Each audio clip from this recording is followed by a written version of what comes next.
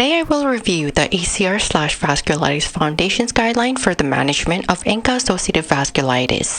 The guideline is divided into two parts.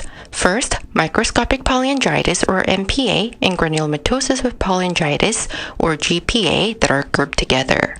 Although they are distinct entities, since the pivotal trials have enrolled both groups and presented the results for the diseases together, the recommendations here are presented together as well. So, the first section covers MPA/GPA, then the second half covers EGPA. Recommendations for both groups are divided into management of induction, maintenance, reinduction, refractory cases, and other recommendations. Induction managements are further divided into severe versus non-severe manifestations. Severe disease is defined as having following manifestations such as CNS involvement, DAH, glomerulonephritis, ischemic gut, limb ischemia. Mononeuritis multiplex at one point was categorized under a severe manifestation, but in another part of the guideline, it was implied that it was non-severe. Non-severe disease is defined as vasculitis without life or organ-threatening manifestations. So in the guideline, they noted things like mild systemic symptoms or uncomplicated skin diseases, mild arthritis, rhinosinusitis, or asthma as something that could be viewed as non-severe. In this video, I'll review Part A, which covers MPA/GPA first. Before we delve into the actual recommendations, let me just briefly go over the differences between GPA and MPA. In terms of clinical manifestations, GPA is most commonly associated with things like destructive sinonasal lesions, pulmonary nodules, or post-immune glomerulonephritis. For MPA, rapidly progressive post-immune glomerulonephritis or alveolar hemorrhage are the two main common symptoms that you could see. In terms of antibodies, you will see proteinase 3 or PR3 antibodies with cytoplasmic antibodies for GPA and MPO or paranuclear antibodies for MPA. GPA is characterized histologically by necrotizing granulomatosis inflammation with vasculitis, and for MPA, you will see vasculitis but not necrotizing granulomatosis inflammation. Okay, so the actual recommendations. Under induction treatment for active and severe disease, we have the following recommendations. Number 1, choose rituximab over cyclophosphamide. Why? Rituximab has less toxicity, and there are two dosing regimens that you could use. 375 milligrams per meter square every week for 4 weeks, which is the FDA-approved dosing schedule, or you could use 1,000 milligrams on days 1 and 15, and the two dosing are equally efficacious according to the guideline. Number 2, if rituximab cannot be used, use cyclophosphamide, and you can either go for IV pulse or PO daily dosing. There's a lot to say about this, but I'm just going to stick to what the guideline is saying to make this talk simplified. The guideline leaves it up to the patient and provider to make the individualized choice here, whether you go for IV pulse or PO daily dosing. Number 3, how about combining rituximab with cyclophosphamide? Its efficacy compared to either monotherapy is not established, so this method is not widely used in the US. Number 4, should you go for plasma exchange and active GN? The bottom line, you can use it, but not everyone with active GN should get plasma exchange. So, who should get it? Well, those at high risk of ESRD. The 2020 study from NEJM, and I'll put the link in the study below, show that plasma exchange reduces ESRD, but the benefit was not statistically significant. Remember, plasma exchange is associated with the risk of severe infections, so patients need to be aware of the risk and accept the potential increased risk of infection. By the way, people with GPA or MPA plus antiglomerular base membrane disease or anti-GBM can still get plasma exchange. Number 5, should you give plasma exchange for DAH patients? No, there's no established benefit, but a known increased risk of serious infection, so no. Number 6, You can use either PO or IV glucocorticoid as part of initial treatment. But remember, when we say PO glucocorticoid, this means high-dose PO glucocorticoids. Number 7, in terms of glucocorticoid dosing, reduced dose is preferred over standard dose. So for example, a recent study that looked at the reduced dose of glucocorticoid regimen started with pulse methylprednisolone with 3 daily pulses for max total of 3 grams and only 1 week of high-dose PO glucocorticoid as opposed to a month-long use of high-dose PO glucocorticoid. See the supplementary Appendix 3 below. I'll put the link. Okay, next let's go over the recommendations for active but non-severe disease. Number 1, induce with methotrexate over cyclophosphamide or rituximab. Why? Less side effects and larger body of evidence and clinical experience for this patient group. But you can choose rituximab over methotrexate if there's a hepatic or renal dysfunction in the patient or if the patient has recurrent relapses with methotrexate. Number 2, give methotrexate with glucocorticoid rather than using glucocorticoid alone. You're still inducing, so you need to give something other than glucocorticoids.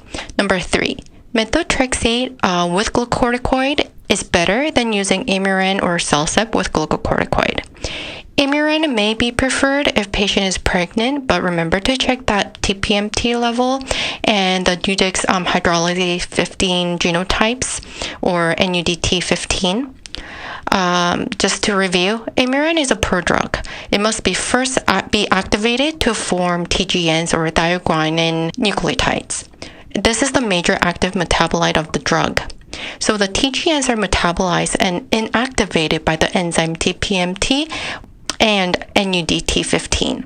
So you want to make sure that these enzymes are working in the patient so that the drug can be broken down.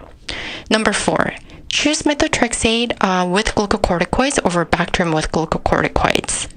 Low-dose Bactrim may be given to prevent PJP, but we'll cover that later.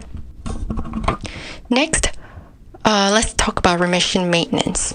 Number 1, if patient had a severe form of MPA or GPA, which was treated with either cyclophosphamide or rituximab. In this case, you want to give rituximab for maintenance over methotrexate or Amarin. There's 3 different maintenance dosing for rituximab. First, you can use IV 500 milligrams every 6 months. This is the FDA-approved dosing. Second, you can also use IV 1,000 milligrams every 4 months, or third, IV 1,000 milligrams every 6 months. There's no trials that compare the 3 dosing regimen. Number 2, if you do give rituximab for maintenance, schedule redosing rather than basing your decision for treatment with ANCA titers or CD19 B cell counts. Flares still occur even if CD19 B cells are depleted or ANCAs are negative. Number 3, for patients who receive cyclophosphamide or rituximab for induction, you want to choose maintenance treatment that's not rituximab. Go for methotrexate or Amarin over Celsep or leflunomide or Bactrim. Methotrexate and Amarin are equally efficacious. Number 4, Guideline recommends against adding Bactrim to other treatment like rituximab, Amarin, or methotrexate for the purpose of maintenance treatment, but it recognizes potential benefit for sinonasal involvement. But just know that if you use Bactrim, there's a potential risk in toxicity, such as severe hypersensitivity reactions. Number 5, Bactrim can be used as PJP prophylaxis, but should be monitored when used in conjunction with methotrexate because of a potential drug interaction. Of note, renal excretion is affected and there's additive folate antagonism when you use methotrexate with Bactrim. Number 6, immunoglobulin can be used to help patients who are receiving rituximab maintenance treatment if they develop hypogammaglobulinemia, like their IgG levels are less than 3 grams per liter or something like that. The dosing they suggested here is something like 400 to 800 milligrams per kilograms per month. They also suggest working together with an allergist or immunologist. Number 7, how long should you continue non-glucocorticoid remission maintenance treatment? Typically, clinical trials give maintenance treatment for 18 months or longer, but even a longer duration may be needed based on the patient's previous relapse history, extent of organ involvement, and ANCA status. By the way, PR3 positive or positivity is associated with higher relapse rate. Number 8. Some patients may need to continue to be on low-dose glucocorticoid for quite some time to maintain disease quiescence, so don't forget about osteoporosis checkups. Next, we have relapse treatment. So in this case, patient will need reinduction. Number 1. If patient relapses with severe disease symptoms, and if the patient was not receiving rituximab for remission maintenance, choose rituximab over cyclophosphamide for remission and reinduction. Number 2, if patient was receiving rituximab for maintenance but relapses with severe disease, you could switch to cyclophosphamide over giving additional rituximab. Next, we have refractory disease treatment. Number 1, if patient was receiving rituximab, switch to cyclophosphamide and vice versa, rather than resort to the combination treatment, so giving rituximab with cyclophosphamide. Number 2, rule out infection mimicking vasculitis. Number 3, IVIG can be added to the current treatment. Next, how to manage sinonasal, airway, and mass lesions. Number 1, if there's a sinonasal airway involvement, consult otolaryngologist for nasal rinses and topical nasal treatment with antibiotics, lubricants, or glucocorticoids. Number 2, also ask an otolaryngologist with expertise in GPA regarding reconstructive surgery if patient had nasal septal defects or nasal bridge collapse. Number 3, patients with active inflammation of subglottic or endobronchial tissue with stenosis. First-line therapy is immunosuppression, but dilation and local glucocorticoid injection may be needed if immediate intervention is needed due to critical narrowing, or if stenosis are long-standing, fibrotic, or unresponsive to immunosuppression. You will either need palm or otolaryngologist. Number 4, how about mass lesions like orbital pseudotumor or masses of the parotid glands, brain, or lungs? Immunosuppression treatment is almost always the initial treatment of choice for mass lesions, but in certain situations, debulking surgery may be considered if there's an urgent need for decompression, such as acute visual loss due to optic nerve compression or any other life or organ-threatening compression. Finally, let's consider other recommendations.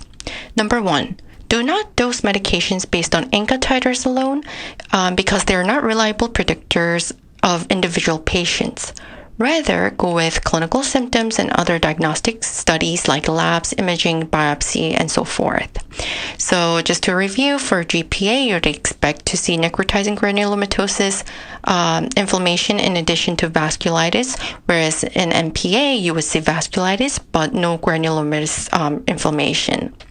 Number 2, PJP prophylaxis is recommended for patients receiving rituximab or cyclophosphamide. Prophylaxis can be continued for more than 6 months after the last rituximab dose. Number 3, PJP prophylaxis can be considered if patient is receiving glucocorticoid 20 milligrams per day or higher in combination with methotrexate, Imuran, or Cellcept. Number 4, renal transplantation can be considered in patients in remission from GPA/MPA if they are in stage 5 CKD, and disease relapses in the transplanted kidneys are rare. Number 5, what about the cases where the patient has MPA or GPA but is pregnant or is in sepsis and you can't give conventional medications? What do you do in those situations? Well, you can consider giving IVIG as a short-term intervention. Number 6, ANCA-associated vasculitis increases the risk of venous thrombosis like DVT or PE, but such an event during an active flare is considered a provoked event, so only short-term anticoagulation as opposed to lifelong anticoagulation can be considered. That's it for today. I'll be back with part B of this guideline, which will cover the management recommendations regarding EGPA. See you next time and good luck studying. Bye-bye.